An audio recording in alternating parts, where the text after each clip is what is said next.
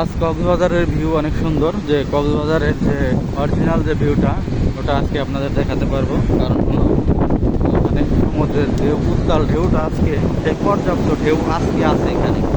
অন্যদিন এটা থাকে না, কিন্তু আজকে আমরা জোয়ারের সময় চলে এসেছি, তো সেজন্যই পর্যাপ্ত ঢেউ আজকে আমরা দেখতে পাচ্ছি। অনেক সুন্দরই লাগতেছে দেখেন।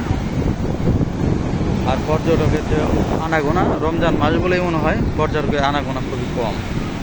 যে অন্য অন্য দিন পর্যটকের ইয়াতে এখানে আমরা দাঁড়াইতেই পারি না, কিন্তু আজকে দেখেন পর্যটক খুবই কম। রমজান বলেই পর্যটকের আনাগোনা খুবই কম। তারপরেও অনেক আছে, দেখতেই পাচ্ছেন। সেগুলো আজকের যে ঢেউগুলা, সেগুলো দেখতে খুবই ভালো লাগতেছে। যে এই ঢেউয়ের মাঝখানে ছবি তুললেও ভালো লাগবে সবাই।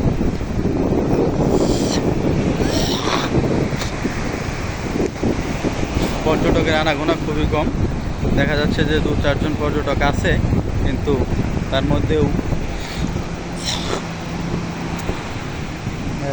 সুগন্ধাবীজে একটু বেশি পর্যটক। আপনার এদিকে কলাতলিতেও কম আছে। শুনতেই পাচ্ছেন সে সাগরের গর্জন, সাগরের গর্জন খুব থই থই গর্জন দেখেন। আর পানির ঢেউ, ও বাপরে ভাব, দেখতে পাচ্ছেন যে ঢেউ, অসাধারণ ঢেউগুলো চলে আসতেছে। যে সমুদ্রের ফেনা পাহাড়ের মধ্যে চলে আসতেছে আমাদের দিকে দিয়ে।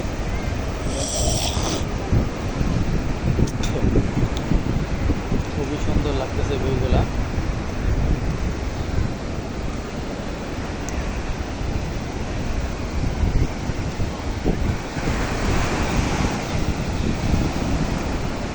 আগে শুনতে পেতাম যে সমুদ্রের গর্জন নাকি অনেক বেশি, কিন্তু সেটা বিশ্বাস করতাম না। কিন্তু এখানে না আসলে বোঝা যাবে না যে আসলে এরকম যে শব্দটা, যে পানির যে শব্দ, এই শব্দটা এখানে না আসলে আমরা কোনোভাবে বুঝতে পারবো না যে এখানে যে পানির এতটাই শব্দ। পানির শব্দে আপনি মোবাইলে কথা বলতে পারবেন না মানুষের সাথে। প্রচণ্ড বাতাস এবং পানির যে গর্জনের শব্দটা, এই শব্দের কারণেই আমরা যে মোবাইলে যে কথা বলবো কারোর সাথে, সেটাও বলা সম্ভব হয় না। দেখেন পর্যটকরা তারা পানিতে নেমে যাচ্ছে আস্তে আস্তে। ও, পানিতে নেমে তারা তাদের ফিলিংস করে নিচ্ছে।